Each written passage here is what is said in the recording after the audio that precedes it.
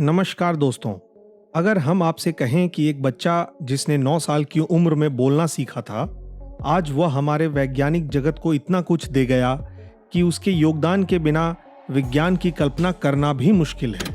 जी हाँ, हम बात कर रहे हैं महान वैज्ञानिक और मैथमेटिशियन एल्बर्ट आइंस्टाइन और उनके तेज दिमाग की। यूं तो एल्बर्ट किसी के भी प्रेरणा स्रोत हो सकते हैं, लेकिन शायद ही कोई ऐसा वैज्ञानिक हो जो उन्हें अपना आइडल ना मानता हो। इस वीडियो के माध्यम से हम उनके किरदार के एक एक पहलुओं और उनके असाधारण दिमाग के बारे में बात करेंगे। चर्चा में आगे बढ़ने से पहले हमारे चैनल को सब्सक्राइब जरूर करें और बेल आइकन को दबा दें, जिससे हमारे वीडियो आते ही सबसे पहले आप तक पहुंचे। विज्ञान के क्षेत्र में कुछ यक्ष प्रश्न ऐसे बने हुए हैं जिनके सवाल आज भी हमारा सिर घुमा देते हैं। क्यों एल्बर्ट आइंस्टाइन का दिमाग आम लोगों के मुकाबले ज़्यादा तेज था? इसका रहस्य आपको सोचने पर ज़रूर मजबूर कर देगा कि आखिर ऐसा कैसे हो सकता है। लेकिन आगे बढ़ने से पहले हम जान लेते हैं एल्बर्ट आइंस्टाइन का शुरुआती जीवन कैसा था। आइंस्टाइन का जन्म 14 मार्च 1879 को उल्मा, जर्मनी में हुआ। हालांकि इनका जन्म लेना तो आम सी बात थी, लेकिन इनकी मृत्यु विज्ञान जगत के लिए एक बहुत बड़ा झटका था। इनकी शुरुआती जीवन आम बच्चों की तरह ही नॉर्मल सा था।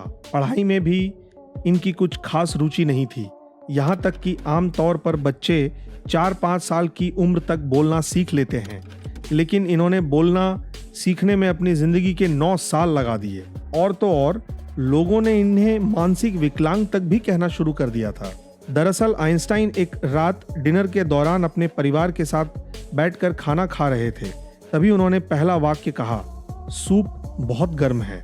बस उनके मुंह से इतना निकलने की देर थी कि उनके माता पिता हैरान रह गए और उनसे पूछा कि तुम आज तक क्यों नहीं बोल रहे थे? जिसके जवाब में आइंस्टाइन ने कहा, अभी तक तो सब ठीक ही चल रहा था। अपनी अतरंगी आदतों के बावजूद लोगों द्वारा उन्हें मूर्ख कहना बहुत अखड़ता था, जिसके चलते आइंस्टाइन ने अपने अध्यापक से पूछा कि सफलता का मूल मंत्र क्या है। उनके अध्यापक की तरफ से उन्हें जो लाइन कही गई उसे उन्होंने अपने जीवन में उतार लिया, जिसके कारण आज वह न सिर्फ देश में बल्कि पूरे विश्व में अपने दिमाग कौशल के लिए जाने जाने लगे। उनके अध्यापक का कथन था, अभ्यास ही सफलता की कुंजी है। अब बात करते हैं सामान्य से इंसान ने कैसे असाधारण खोज करके भौतिक विज्ञान को अपना महत्व बता दिया। उन्होंने सन 1905 में पहली बार मैक्स प्लैंक की फोटो इलेक्ट्रिक इफेक्ट की अवधारणा को आगे बढ़ाते हुए बताया कि प्रकाश में ऊर्जा के छोटे छोटे पैकेट मौजूद होते हैं जिन्हें फोटोन कहा जाता है। उन्हें अपनी इस खोज के लिए भौतिकी का नोबेल प्राइज भी मिला था। सन 1905 में ही उन्होंने थ्योरी ऑफ रिलेटिविटी पर काम करना शुरू किया, जिसे आज हम E=mc² के नाम से जानते हैं। हालांकि इस थ्योरी का अध्ययन करने के लिए उन्होंने तकरीबन 11 साल का वक्त लिया और 1916 में इस थ्योरी की घोषणा कर दी, जिसके बाद विज्ञान जगत में तहलका मच गया। सिलसिला सिर्फ यही नहीं रुका, बल्कि उन्होंने अपने पूरे जीवन काल में 300 से अधिक वैज्ञानिक रिसर्च पेपर और 150 से अधिक गैर वैज्ञानिक रिसर्च पेपर पब्लिश किए। और तो और इनके नाम पर 50 पेटेंट भी हैं। 18 अप्रैल 1955 को आइंस्टाइन हमारे बीच नहीं रहे और उनकी अंतिम इच्छा यह थी कि उनकी मौत के बाद उनकी इंटेलिजेंस जानने के लिए उनके शरीर पर किसी भी प्रकार का एक्सपेरिमेंट ना किया जाए। लेकिन न्यू जर्सी में डॉक्टर थॉमस हॉर्वे ने बिना उनके परिवार की इजाज़त के उनके दिमाग को चुरा लिया, जिसके लिए उन्हें गिरफ्तार कर लिया गया था और नौकरी से भी बर्खास्त कर दिया गया था।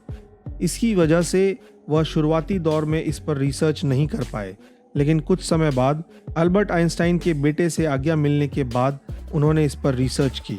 डॉक्टर थॉमस ने जब उनके दिमाग का वजन किया तो उनका वजन 1260 ग्राम आया, जबकि सामान्य इंसान के दिमाग का वजन लगभग 1400 ग्राम होता है। एल्बर्ट आइंस्टाइन के दिमाग का 1 या 2 नहीं बल्कि 240 हिस्से काट कर अलग अलग जगहों पर रिसर्च करने के लिए भेज दिया गया, जिसका रिजल्ट यह निकला कि आइंस्टाइन के दिमाग में आम लोगों के मुकाबले ज़्यादा सेल्स हैं जो न्यूरॉन और न्यूट्रॉन को ऑक्सीजन देने का काम करते हैं। यही कारण है कि उनका दिमाग बड़े से बड़े और कठिन से कठिन सवालों को चुटकी भर में सुलझा लिया करते थे। इनके दिमाग के अवशेषों को आज भी अमेरिका के मटर म्यूजियम में सहेज कर रखा गया है। न सिर्फ दिमाग बल्कि उनकी आंखों को भी अभी तक सुरक्षित रखी गई है।